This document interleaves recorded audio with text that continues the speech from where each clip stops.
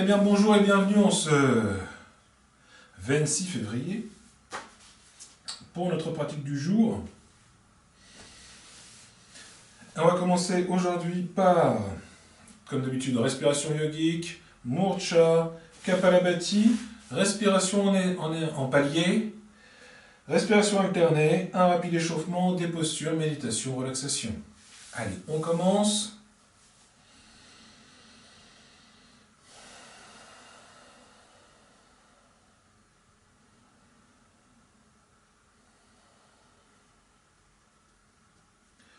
Respiration yogique complète. J'expire. J'inspire.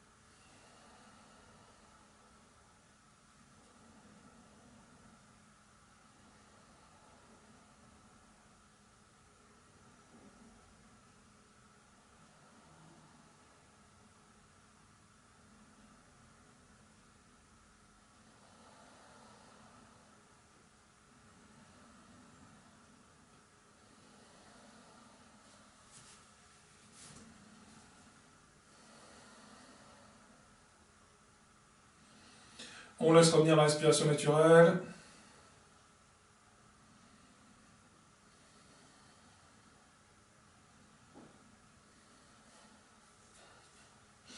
Murcha, suspension de souffle poumon plein.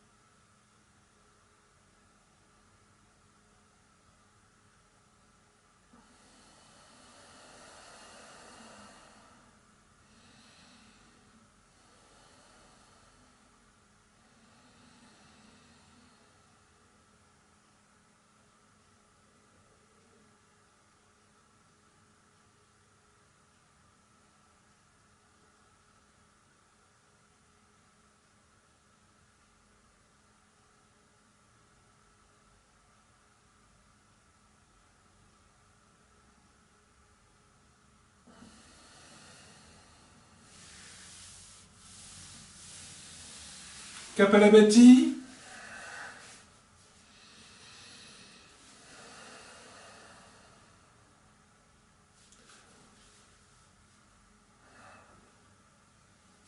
Avec ma sangle abdominale, je comprime mes abdominaux, mon abdomen.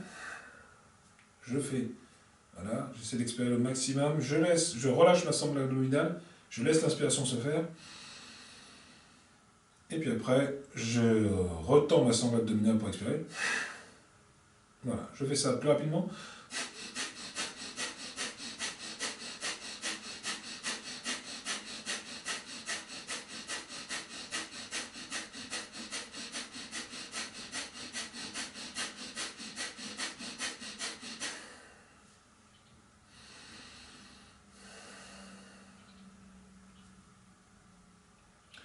Je recommence, une deuxième fois, deuxième série.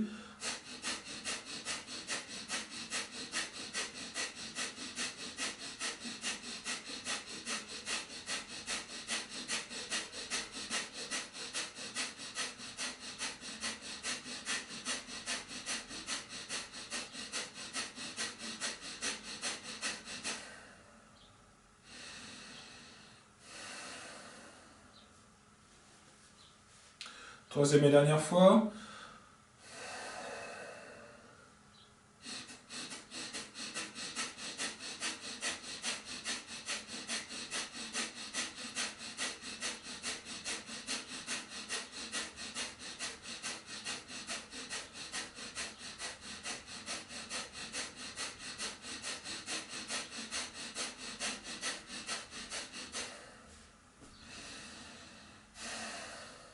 Et je relâche.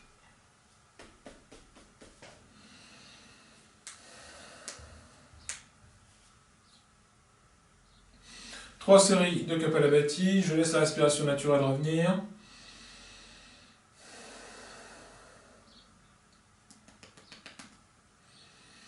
On va faire notre respiration par palier. Donc on commence toujours l'inspire par palier, expire sur une seule expiration. Après on fera l'inverse. On inspirera en une fois, on expirera par palier. Et puis après on inspire et on expire par palier. Donc on compte des paliers d'1 à 2 secondes. 2 secondes c'est bien. Hein. J'inspire sur 2 secondes. Palier.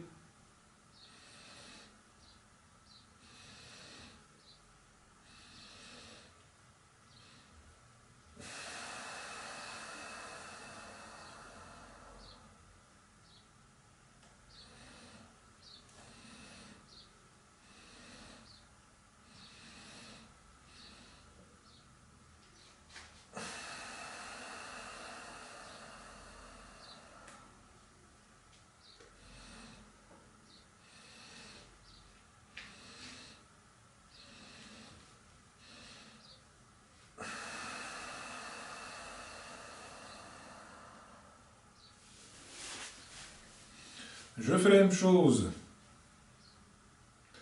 sur l'expiration, c'est-à-dire que je vais inspirer en une seule fois et je vais expirer par palier. Je commence par expirer, j'inspire et j'expire.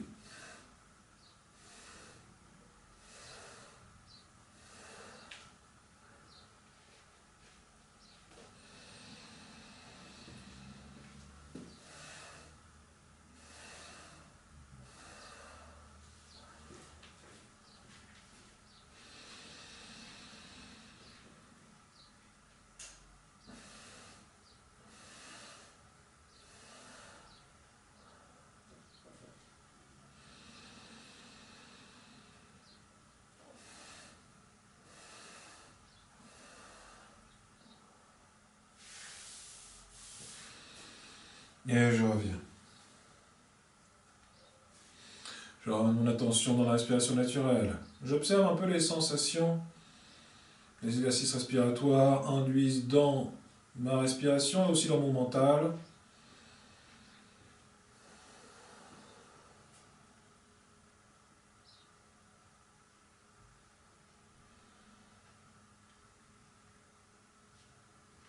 Qu'est-ce que tu cherches? Je ne sais pas. Respiration alternée. Hop, je viens placer mes mains. Donc l'index et le majeur l'un contre l'autre. L'auriculaire et l'annulaire l'un contre l'autre. On fait le symbole de Star Trek. Je viens mettre ma main donc dans le creux de ma main, l'index et le majeur. Je viens placer le pouce sur le côté droit, les deux autres doigts sur le côté gauche. Je fais une légère pression à l'endroit où le cartilage et l'os se rejoignent. J'inspire. J'obture à gauche, je libère à droite. Expire droit. Inspire droit. Je bloque à droite, j'expire à gauche. Je fais 5 cycles.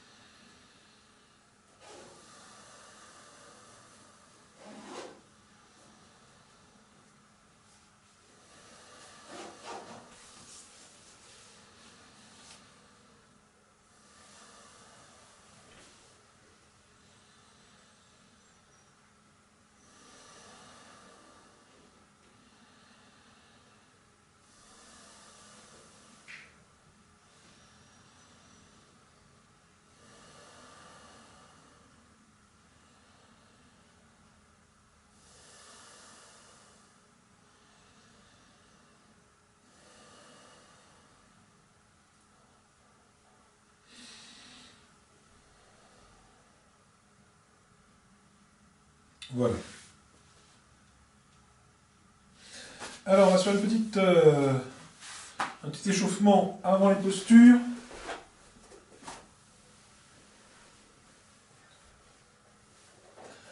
Je vous propose de commencer par une torsion dynamique. Je sépare bien mes deux pieds l'un contre l'autre. Expire, je laisse les genoux descendre sur la gauche. Les genoux descendent sur la gauche, la tête sur la droite, et j'alterne.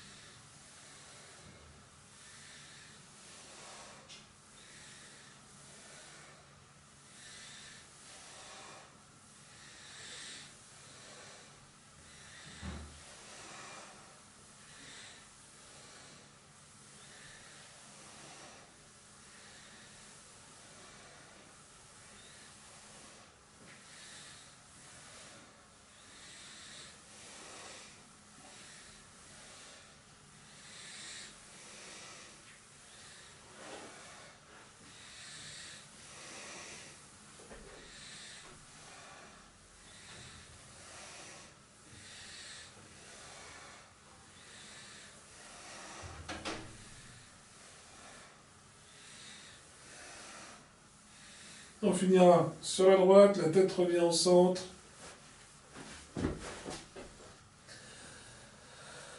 Hop.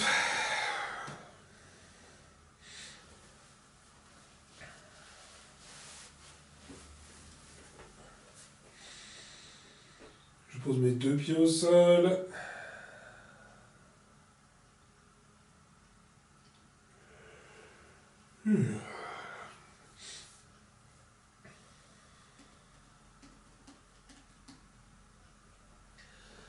Je repousse le sol avec les pieds, hop, je monte mon bassin.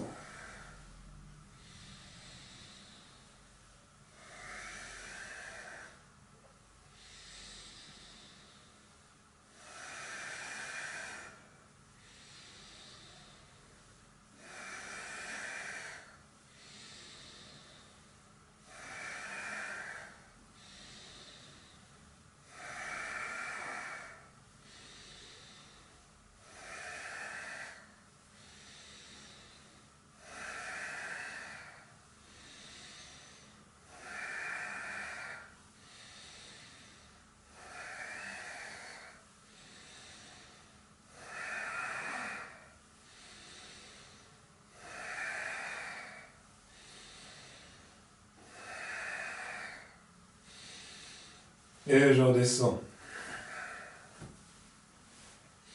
Je laisse glisser mes deux talons au sol. Je rapproche les orteils des tibias. N'oubliez pas, laissez sortir les bâillements, les soupirs s'ils se présentent. Voilà, je rapproche les orteils des tibias, j'étire les bras derrière la tête.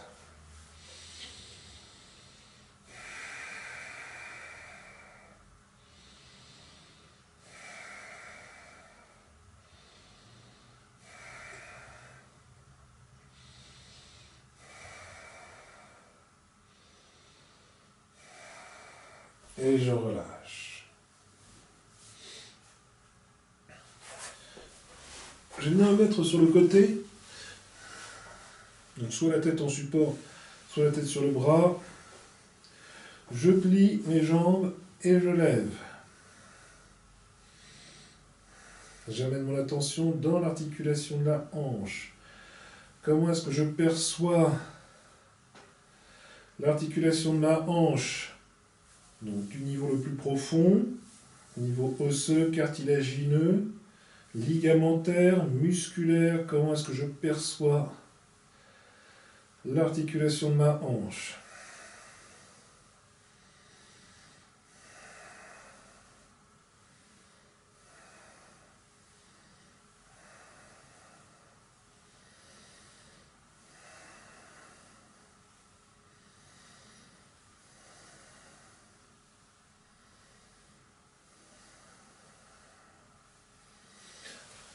Hop, je fais la même chose de l'autre côté.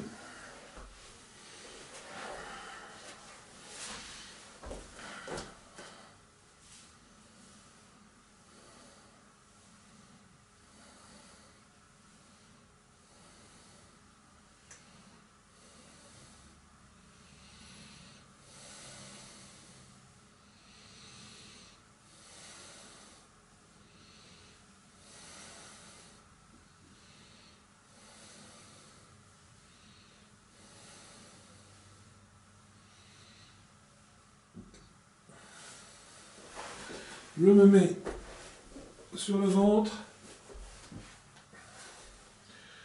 et je compte. Je rapproche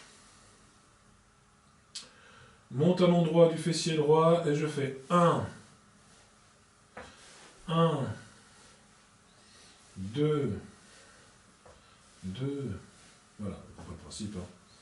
Je le fais 10 fois de chaque côté. Je ramène une fois, je laisse repartir et je reviens.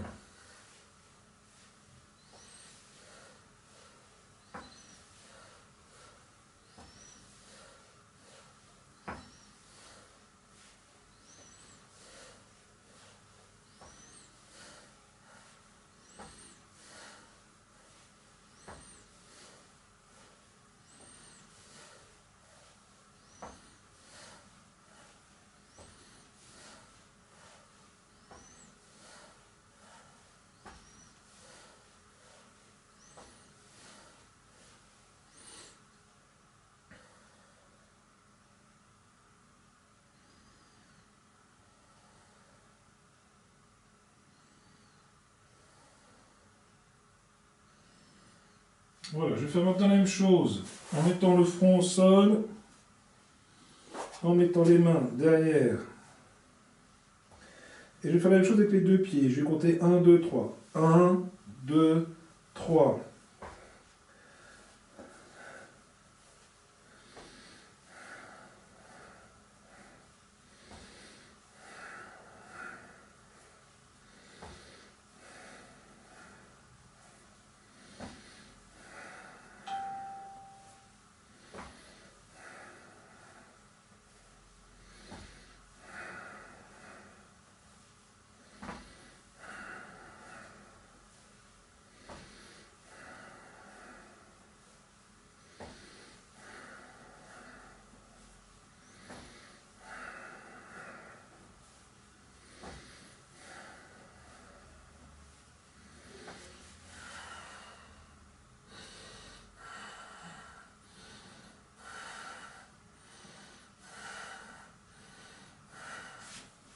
Hop. Et je reviens.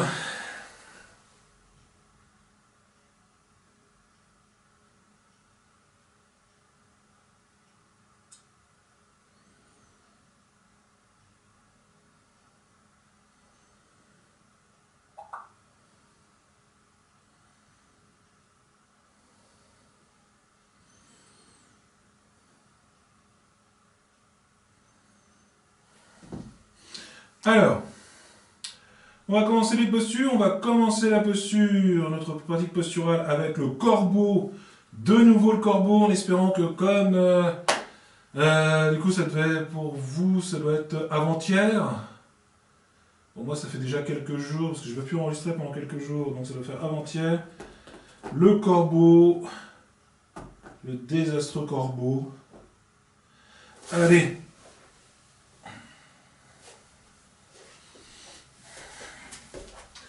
Donc, j'ai été à revoir de nouveau sur différentes choses. J'ai eu des retours aussi de votre part sur le corbeau. Donc apparemment, vous y arrivez mieux que moi, c'est bien, je suis content. Je suis content.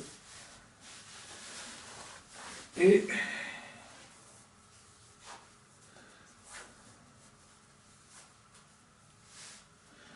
on va recommencer. Alors, moi je me souviens que j'avais pratiqué pour le corbeau une variante avant de bien le faire. Avant de bien le faire, c'était il y a longtemps, hein. Maintenant je n'y arrive plus. Quelle horreur. Donc, moi ce que j'ai commencé par faire pour retravailler mon truc, c'était de travailler la l'arrivée des bras. De pouvoir bien poser les bras. Ce qui me manque vraiment, ce serait quelqu'un pour venir me serrer la sangle.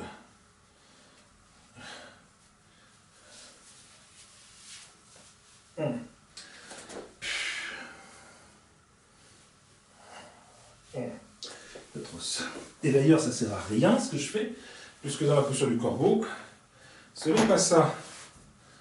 Oh là là, c'est pas beau. Pardon, c'est pas grave, on s'en servira tout à l'heure. Hein, parce que tout à l'heure, il y a le pan aussi. Donc,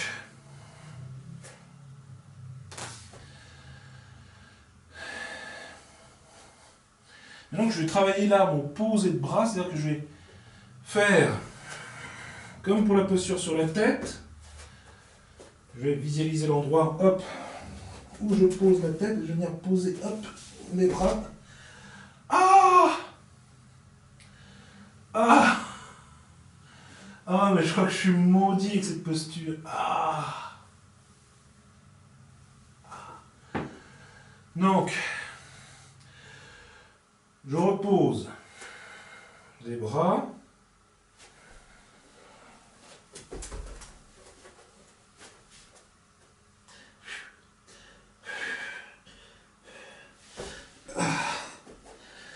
Et ben c'est pas trop mal.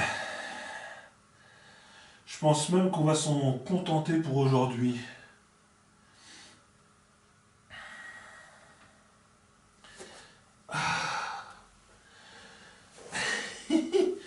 J'ai mal dans mon épaule gauche et maintenant j'ai mal dans mon épaule droite et maintenant j'ai mal dans ma hanche gauche.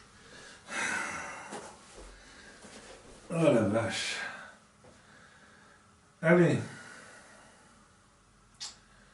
Sauterelle.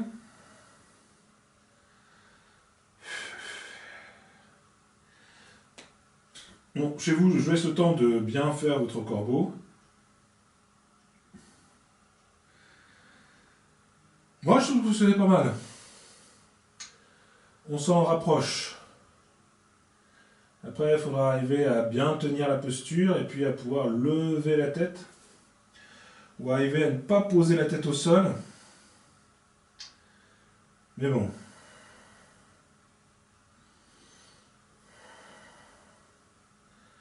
Sauterelle. Je passe le menton au sol, je passe mes bras, hop, et je lève.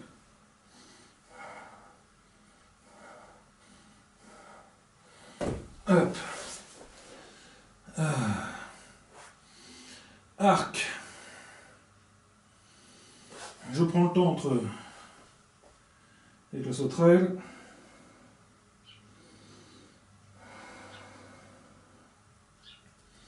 Arc.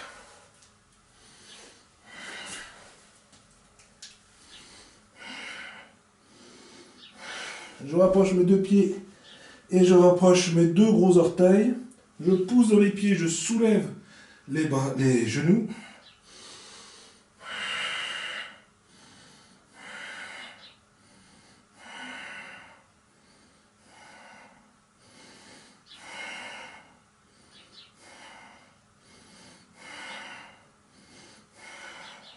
Et je repose. Allez, petit crocodile.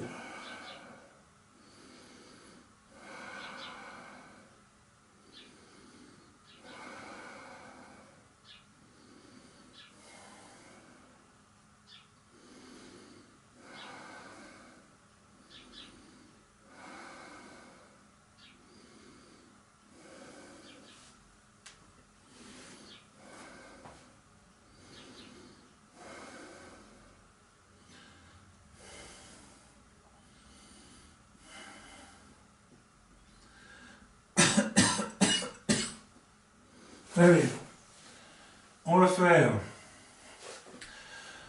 On va travailler la descente des pieds, on va travailler un petit peu. Donc, je vais chercher une deuxième sangle. Alors, je ne sais pas où j'ai mis mes sangles. J'ai trouvé chez moi une sangle de chantier. Hein, c'est exactement pareil, hein, sauf que il y en a une qui est plus au doux au toucher que l'autre.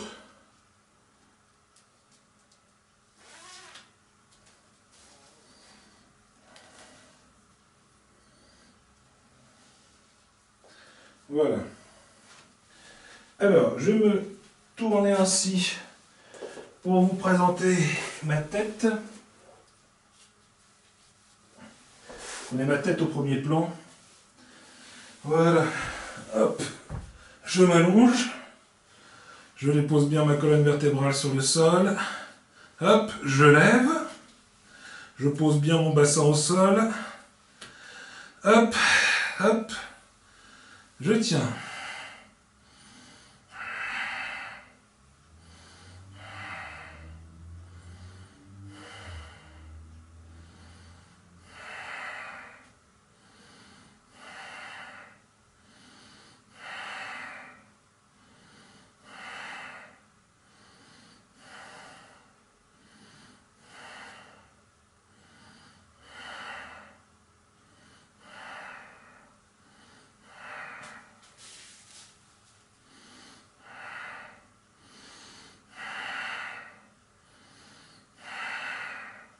Allez, on remonte, on redescend.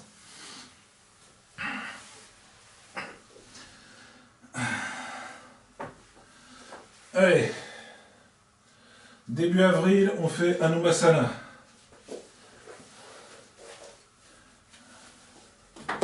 Bon, ça, normalement, on n'en a plus besoin. Hop, et arrive la posture. Souvent, quand on a la posture du corbeau, on a la posture du paon dans la foulée avec. Donc, si vous arrivez avec le paon sans support, faites-le, sans support. Donc moi, je vais reprendre ma sangle. Je vais prendre celle en coton. Et je vais passer mes deux bras. Le but, c'est d'arriver à reproduire, à placer les deux bras comme ça, et de manière à ce que ça, on puisse venir appuyer sur la sangle abdominale, ou l'estomac, ou... Voilà. C'est pour ça qu'il faut avoir une sangle abdominale en béton, pour pouvoir poser ses coudes sans se faire mal.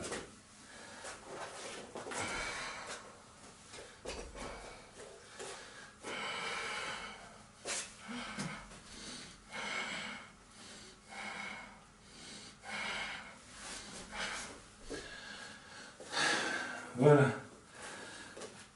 Ah.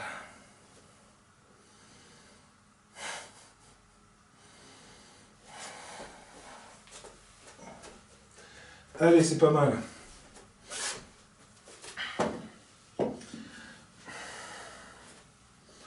Et c'est vrai que c'est des postures qu'on n'a pas l'habitude de faire, en tout cas dans les cours que je donne dans la vraie vie. Et c'est vrai que, parce que j'ai eu une discussion hier avec une personne qui suit la chaîne quotidiennement. Bonjour d'ailleurs. Et voilà. Et donc il me disait, voilà, c'est vrai qui vient dans les cours, il disait que c'est vraiment des postures voilà, qu'on n'a pas l'habitude de voir. On découvrait un peu, et puis bah, je les découvre aussi. Donc c'est vrai que d'habitude, avant de les proposer en cours, ces postures-là, je les travaille un peu chez moi. Bah, c'est un peu comme si on était à l'entraînement quotidien, quoi. Et puis bah, qu'on s'entraîne ensemble. Donc on essaie de trouver des trucs pour prendre les postures, et voilà, bon, bah, c'est comme ça. C'est vrai que la posture du corbeau, on l'a fait un peu, on la faisait un peu. Après, bah, nous déjà, ça va faire un an, plus d'un an, ça va faire un an qu'on pratique plus en club, donc bah, on perd, ça se voit. Et puis bah, le paon, moi, c'est une posture que j'ai jamais proposée, donc là on la découvre, et puis on essaie de découvrir un petit peu des trucs. Et puis bah, c'est là qu'on s'aperçoit des faiblesses qu'on peut avoir dans les poignets, dans les coudes, dans les épaules, la difficulté qu'on peut avoir, voilà.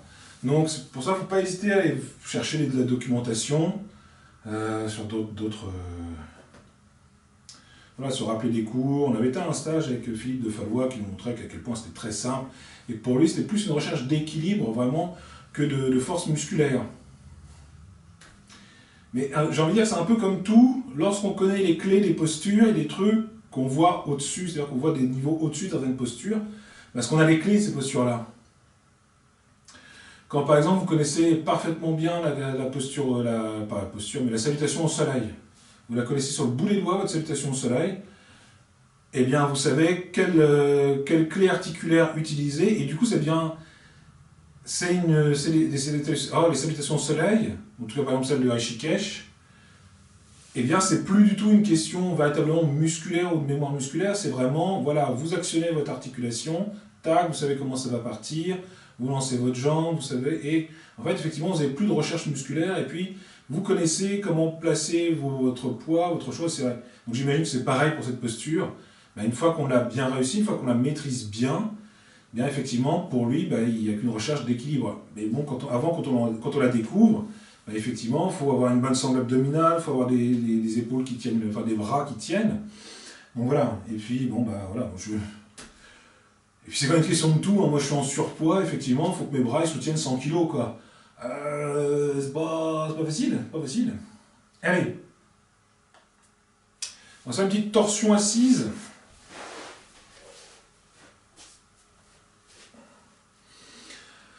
Donc soit deux solutions, soit je soulève de la fonte, soit je perds du poids. La deuxième, ça va peut-être mieux, on va essayer la deuxième.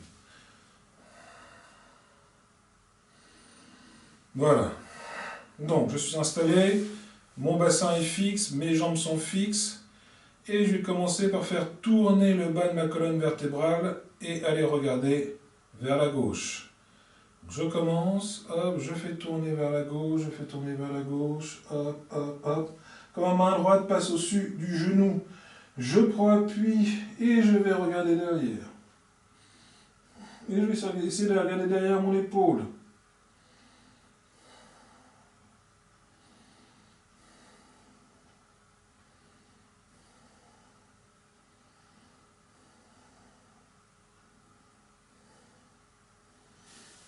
Et je reviens.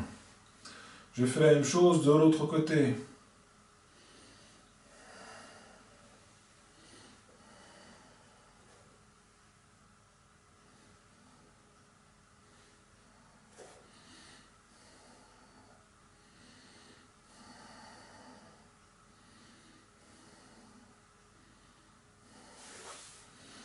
Et je reviens. On va refaire nos kriyas. On va faire les massages du ventre. Pour ce faire, nous avons besoin de nous allonger.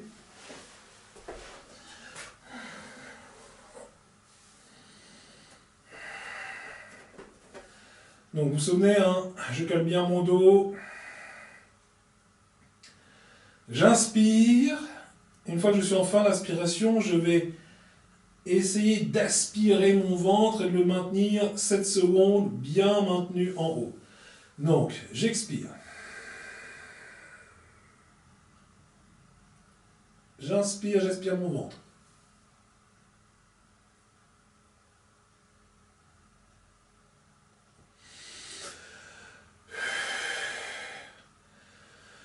On le fait 3 fois. J'expire. J'inspire.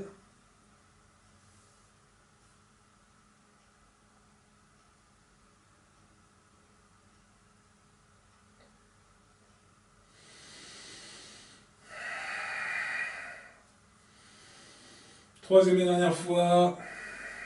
Une ou deux respirations naturelles. J'inspire, enfin j'expire. Une fois que je suis au bout de mon expiration, j'aspire mon ventre vers le haut.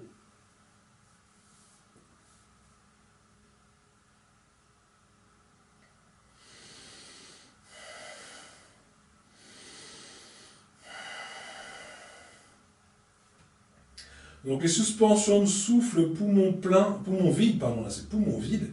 C'est vrai que ça soit un tout petit peu plus compliqué. Moi la troisième, là, je me suis complètement raté. Je vais en refaire une.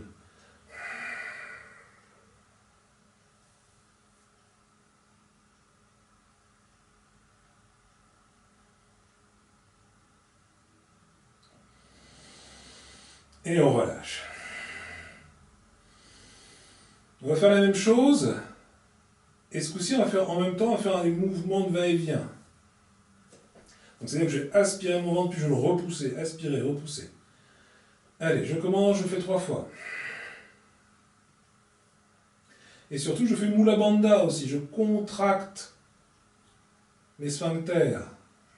Je contracte mon périnée, mes sphincters, tout ça. Je serre tout ce qui est en bas.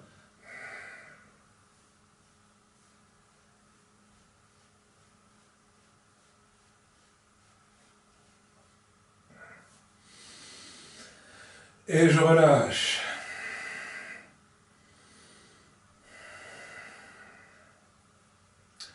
On va faire le troisième. Le troisième, c'est la même chose que le premier, sauf qu'on va gagner un tout petit peu d'air. Je vide, mais pas entièrement.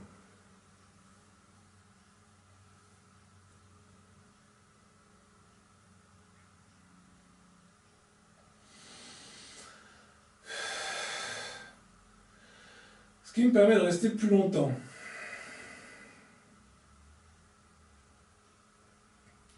Deuxième fois.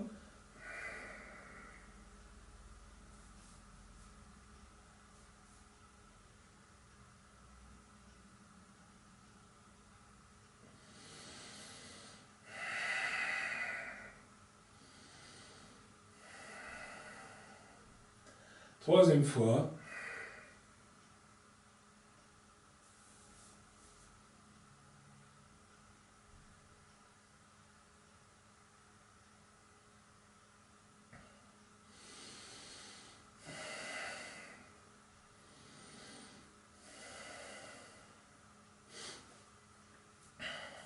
Donc voilà, ça ces nettoyages-là, c'est CRIA.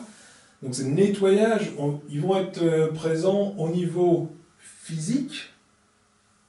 C'est-à-dire qu'on va aller venir faire des massages sur les organes abdominaux. Donc on va avoir une sorte de nettoyage comme ceci, on va venir mettre en action, faire bouger un peu tout ça. Donc on va avoir une action directe sur le système digestif et sur le système d'évacuation des intestins. On va pouvoir des fois se sortir un petit peu de l'embarras avec ce genre de CRIA. Et aussi on a un nettoyage psychique. C'est-à-dire que lorsque vous faites ce genre de nettoyage, des fois vous avez des choses qui remontent à la surface, vous avez des souvenirs, des choses enfouies qui remontent. Et le simple fait, justement, quand ça se passe dans ces nettoyages-là, eh bien vous vous libérez de ces tensions qui ont été emmagasinées lors des souvenirs qui remontent. Souvent, des souvenirs qui remontent, c'est des événements heureux, malheureux. Voilà, c'est un souvenir, c'est qu'il y a quelque chose qui est lié. Il y a de l'affectif. Et souvent, ces nettoyages-là, ce qui remonte, c'est pas forcément toujours le plus cool.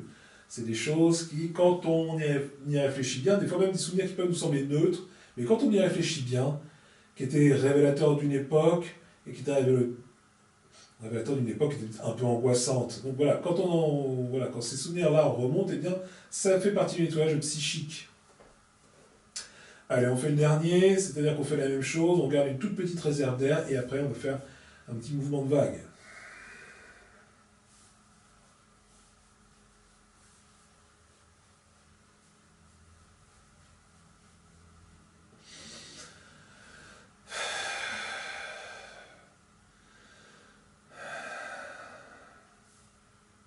Deuxième fois.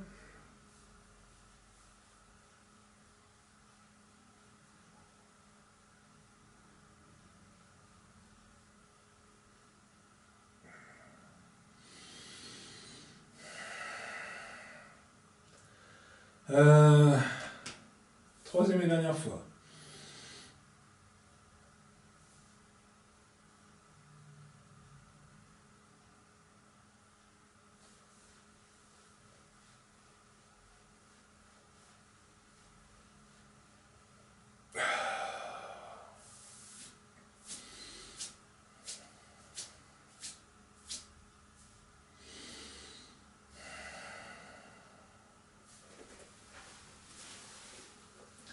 Allez, on va revenir. On va faire le dauphin.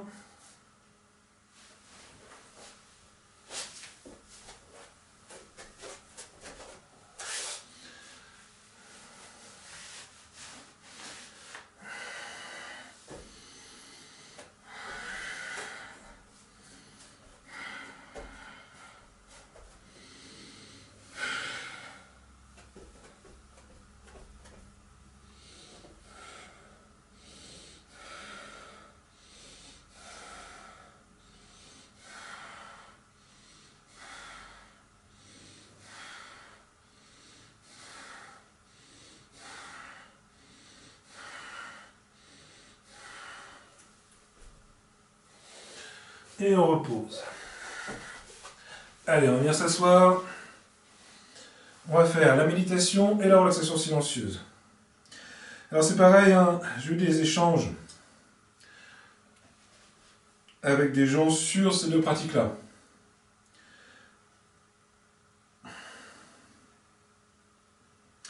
Donc, le fait que la méditation ne soit pas guidée, ça correspond aussi au format. Le fait que la relaxation et la méditation ne soient pas guidées, c'est pour pouvoir justement avoir des formats de pratique plus courts. Ce qu'il faut garder à l'esprit, c'est lorsqu'on est en méditation, lorsqu'on fait l'exercice de méditation, on se concentre dans la respiration, et après on me dit oui, mais moi j'ai mon mental qui parle dans tous les sens. C'est pas grave. Tant que vous restez concentré, tant que vous restez focus dans votre respiration, que votre mental passe du coq à l'âne toutes les 3 secondes, tant que vous ne le suivez pas, c'est pas grave. Restez concentré dans votre respiration. Après on m'a dit oui, mais moi j'arrive pas à rentrer dans la méditation. Eh bien, ça arrive des fois, d'ailleurs ça doit se voir quand on aussi, ça va vous devoir les yeux fermés, mais si par exemple vous n'arrivez pas, et vous attendez la suite, et que vous voyez la méditation, vous voyez bien que moi aussi ça m'arrive, il y a des moments où j'ai l'impression que la méditation dure longtemps, que je regarde le timer, enfin voilà, c'est... où je bouge, voilà. Moi aussi c'est pareil, il y a des moments où je n'arrive pas à rentrer dans la méditation. Et assez étrangement, j'ai envie de vous dire, des fois je tourne 2 épisodes, 2 à 3 épisodes dans la même journée, c'est rare 3 épisodes, mais des fois j'en tourne 3 dans la même journée. Et assez étrangement, il y a des moments où, d'une séance à l'autre, eh bien, la méditation va mieux se passer selon ce qu'on a fait dans la séance, enfin selon les critères, il y a des moments où la méditation ne va pas passer, d'autres moments où je vais rentrer. Et pourtant, on est dans la même journée. On est juste dans un moment différent. Donc, tout ça pour dire, si ça se passe mal, tout simplement, j'ai envie de dire, ne sortez pas forcément de la posture, ne sortez pas de la méditation, donnez-vous justement le temps de cette méditation pour vous mettre en paix avec vous-même. C'est-à-dire que vous ne cherchez, pour les 3 minutes qu'il y a, vous ne cherchez pas de problème, vous répondez pas aux sollicitations de votre mental sur le bienfait de je ne sais pas quel truc, si vous avez bien fait telle chose, si vous n'avez pas fait tel machin, si vous êtes bien comporté avec un tel. Voilà, vous en fichez de tout ça, pendant 3 minutes, vous fichez de tout. Vous dites, voilà, pendant 3 minutes, je me fiche de tout ce que je pense, et de tout, voilà, pendant 3 minutes, c'est 3 minutes pour moi, pour respirer, pour vivre, et loin de tout ça. Pendant 3 minutes, je crois que c'est Fabrice Midal qui disait, pendant 3 minutes, je me fous la paix, et puis voilà. D'ailleurs, très intéressant, allez voir la chaîne de Fabrice Midal, allez voir la méditation guidée qu'il propose, et c'est vraiment très bien. Allez, nous on est parti pour 3 minutes.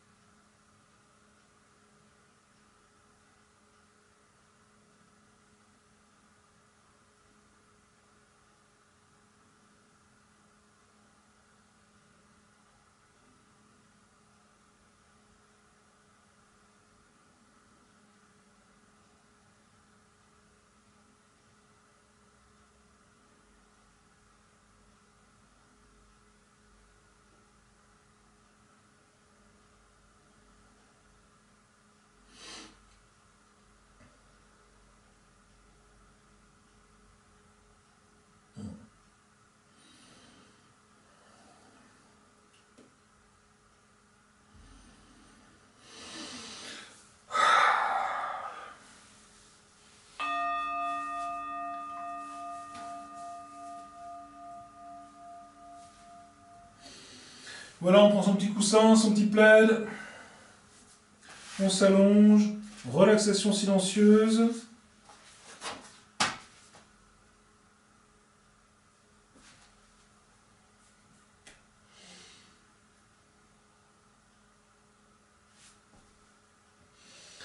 Allez, c'est parti.